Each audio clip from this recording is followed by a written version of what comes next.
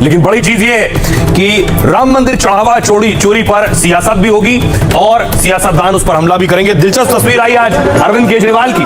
अरविंद केजरीवाल दिल्ली में सुंदरकांड कर रहे थे।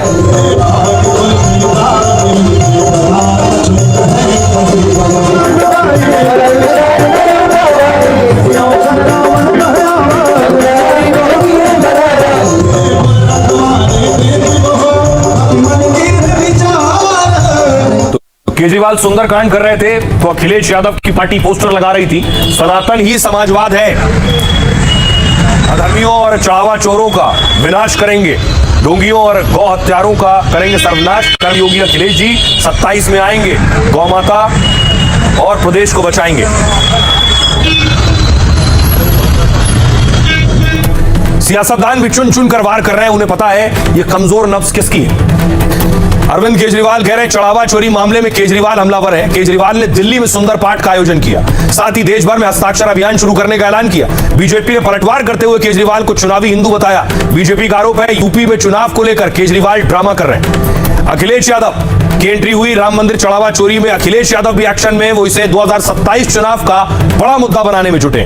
अखिलेश ने कॉल डिटेल रिकॉर्ड निकालने की मांग की है। अखिलेश ने मंदिर में चढ़ावा चोरी को महापाप बताया। शंकराचार्य स्वामी अभिमुक्तेश्वरानंद सरस्वती से भी मुलाकात की। एसआईटी जांच पर सवाल के साथ मंदिर ट्रस्ट भंग करने की मांग कर चुके हैं। सीएम योगी ने एक बार फिर कांग्रेस सभा पर हमला बोला है। योगी ने कहा जो लोग आज आस्था की बात करते हैं, इन लोगों ने हमारे पवित्र हनुमानगढ़ी में नमाज पढ़वाने का काम किया।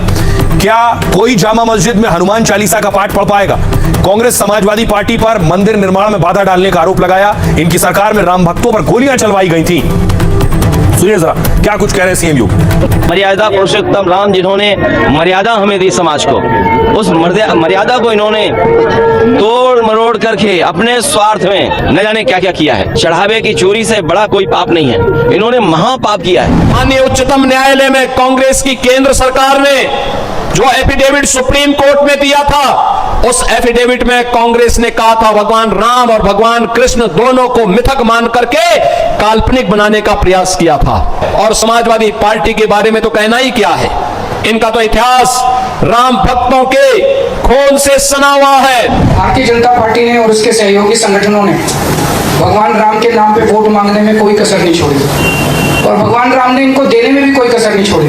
उसके बावजूद भी इन्होंने जिस तरह से भगवान राम के साथ विश्वासघात किया है, अब भगवान राम के यहाँ भी इनका कोई वो नहीं। जब चुनाव आते हैं, अरविंद केजरीवाल के जो कर्म होते हैं वो प्रूफ कर देते हैं कि वो चुनावी हैं। उत्तर प्रदेश के अंदर चुनाव आ रहे हैं, इसलिए आज अरविंद केजरीवाल उनका पूरा गैंग चुनावी हिंदू बनकर हिंदू बनने का एक स्वांग रच रहा है। ये भगवा चोला छद्म रूप धर करके, बहुरूपीय बन करके, मैं कह सकता हूँ केवल वोट हासिल करने के लिए, लोगों को दिग्भ्रमित करने के लिए इस प्रकार का कृत्य कर रहे हैं। तो अब आपको बताता हूं कि राम मंदिर में चढ़ावा चोरी बवाल के बाद सीईओ की नियुक्ति होगी। ये सीईओ की नियुक्ति कैसे होगी, कौन सीईओ बन सकता है, कौन इसके लिए योग्य है, देखिए जरा। अयोध्या राम मंदिर के सीईओ की नियुक्ति प्रक्रिया तेज हो गई है। सीईओ के लिए 18 जुलाई तक आवेदन किए जा सकेंगे। 3 सदस्यीय चयन समिति ने सीईओ की योग्यता तय कर दी है। 20 साल का अनुभव और हिंदू धर्म का अनुयायी होना जरूरी है। सीईओ पद के लिए ग्रेजुएट होना अनिवार्य होगा। प्रशासन या वित्तीय प्रबंधन के क्षेत्र में 20 साल का अनुभव होना चाहिए। सीईओ की नियुक्ति 3 साल के लिए होगी।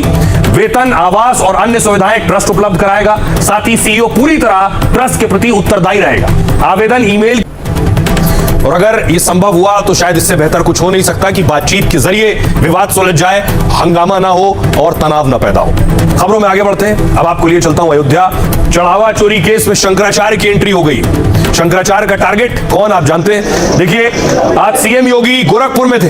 गोरखपुर में सीएम योगी पौधारोपण कर रहे थे। एक दिन में 35 करोड़ पौधे लगाने का रिकॉर्ड।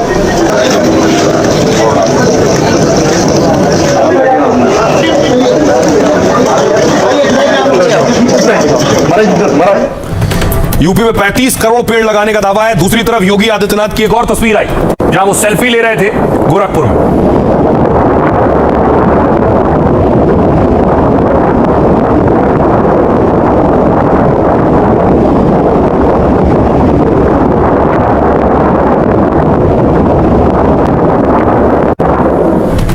इधर योगी सेल्फी ले रहे थे, उधर शंकराचार्य टारगेट कर रहे थे। शंकराचार्य से पिछले दिनों अखिलेश यादव मिले थे। ये सारी तस्वीरें बहुत मायने रखती हैं क्योंकि यूपी में 27 में चुनाव है विधानसभा।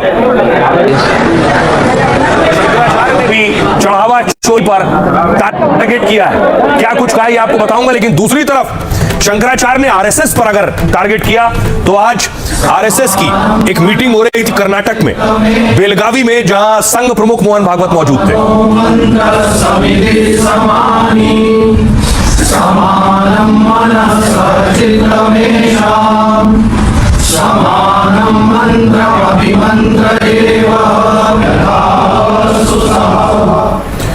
तो शंकराचार्य के टारगेट पर थे मोहन भागवत। देखिए जरा, राम मंदिर चढ़ावा चोरी में शंकराचार्य पहली बार बोले। शंकराचार्य अभिमुक्तेश्वरानंद ने राम मंदिर को आरएसएस बीजेपी का कार्यालय बता दिया। शंकराचार्य ने कहा चढ़ावा चोरी के बाद लीपापोती की कोशिश हो रही, जांच करने वाली संस्था और ट्रस्ट सरकार नहीं बनाए। इशारों में शंकराचार्य ने मामले की जांच पर सवाल उठाए। शंकराचार्य ने फिर कहा वो मंदिर निर्माण के बाद ही दर्शन करेंगे। प्राण प्रतिष्ठा के समय भी शंकराचार्य अभिमुक्तेश्वरानंद ने आपत्ति जताई थी, अधूरे मंदिर में प्राण प्रतिष्ठा को गलत बताया था। शंकराचार्य अभी उत्तर प्रदेश की 403 विधानसभा सीटों में यात्रा निकाल रहे हैं और यात्रा के माध्यम से गौ माता को राष्ट्रमाता घोषित करने की मांग की है। लोगों से उसी दल को वोट करने को कहा है जो गौ माता को राष्ट्रमाता घोषित करे। दूसरी तरफ चढ़ावा चोरी विवाद के बीच आरएसएस की कर्नाटक में बैठक हुई और इस बैठक में दान पेटी में चोरी पर गहरा दुख जताया गया। संघ ने कहा यह करोड़ों भक्तों की आस्था से जुड़ा संवेदनशील मामला है। आरएसएस ने मामले की निष्पक्ष और जल्द जांच की मांग की है। साथ ही ट्रस्ट से दान चढ़ावे की व्यवस्था को सुरक्षित पारदर्शी करने की मांग की ताकि भविष्य में दोबारा इस तरह की घटना न हो सके। संघ ने कहा यह केवल एक प्रशासनिक मामला नहीं है बल्कि करोड़ों राम भक्तों की आस्था से जुड़ा विषय भी है। सुनिए जरा क्या कुछ कह रहे हैं शंकराचार्य और संघ।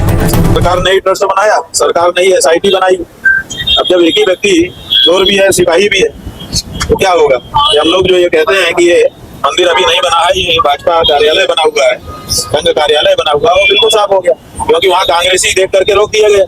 अरे भाई हिंदू देख करके दर्शन कराना चाहिए था, तो हिंदू देख करके आप दर्शन न करा रहे हैं, आप कांग्रेसी समझ के रोक रहे हो। इसका मतलब है कि अभी ये स्थान मंदिर नहीं बना, अभी यह स्थान पार्टी का कार्यालय है। बैठक में सभी ने श्री राम जन्मभूमि मंदिर में दान पेटी चढ़ावे की गिनती में हुई अनियमितता की घटना पर दुख व्यक्त किया तथा तीर्थ क्षेत्र न्यास के निवेदन पर चल रही एसआईटी और पुलिस कार्रवाई निर्णायक मोड़ पर पहुंचेगी यह विश्वास व्यक्त किया। तीर्थ क्षेत्र न्यास से यह अपेक्षा की गई है कि वह सुनिश्चित करें कि भविष्य में ऐसी कोई घटना न हो जिससे समस्त राम भक्तों की राम मंदिर के प्रति श्रद्धा व गहरी आस्था पर आघात हो। अमेरिका ईरान जंग के बाद बात देश की करते हैं। एक बहुत बड़ी खबर आई है। पिछले काफी वक्त से काशी, मथुरा, संभल में मस्जिदों को लेकर अलग अलग विवाद और बवाल चल रहा है। इससे जुड़ी खबर यह है कि काशी, मथुरा, संभल बातचीत से हल हो, यह कहा है कोर्ट ने। आज की सबसे बड़ी खबर यही है कि कोर्ट ने कहा ये जो विवाद चल रहे हैं, चाहे वो काशी को लेकर हो या मथुरा को लेकर हो या संभल मस्जिद को लेकर हो, कोर्ट ने कहा है बातचीत, यानी एक कमेटी बनाई जाए, कमेटियां बातचीत करें और बातचीत के जरिए हल। देखिए जरा सुप्रीम कोर्ट ने क्या कुछ कहा है। ज्ञानव्यापी कृष्ण जन्मभूमि और संभल विवाद पर सुप्रीम कोर्ट ने निर्देश दिया। सुप्रीम कोर्ट ने तीनों मामलों को बातचीत के जरिए सुलझाने का निर्देश दिया है। सुप्रीम कोर्ट ने डायरेक्ट सुनवाई की जगह कहा मध्यस्थता से विवाद सुलझाएं। इसके लिए सभी पक्षकारों को समाधान समारोह का नोटिस भेजा गया है। इसके तहत 21, 22 और 23 अगस्त को विशेष लोक अदालत लगाई जाएगी। ऐसे में अगर बातचीत सफल हुई तो विवाद आसानी से सुलझा लिया जाएगा। अब देखिए ज्ञानव्यापी विवाद क्या है। ज्ञानव्यापी में हिंदू और मुस्लिम पक्ष में विवाद मंदिर मस्जिद का है। हिंदू पक्ष का दावा यह है कि मस्जिद काशी विश्वनाथ के खंडर पर बनी है। एएसआई सर्वे में मंदिर के अवशेष मिलने पर पूजा की परमिशन मिली। वहीं मुस्लिम पक्ष ने मस्जिद के अंदर शिवलिंग के दावे को गलत बताया। उनका कहना है कि ज्ञानव्यापी 17वीं शताब्दी से लगातार मस्जिद रही। वहीं मथुरा में दोनों पक्ष शाही ईदगाह मस्जिद को लेकर आमने सामने। हिंदू पक्ष का दावा है कि कृष्ण मंदिर को तोड़कर मस्जिद बनाई गई। दावा है कि जिस जमीन पर मस्जिद बनी वो भी मंदिर समिति। मुस्लिम पक्ष का कहना यह है कि प्लेसेस ऑफ वर्शिप एक्ट लागू होना चाहिए। 1670 से शाही मस्जिद है तो इसकी यथास्थिति बनी रहनी चाहिए।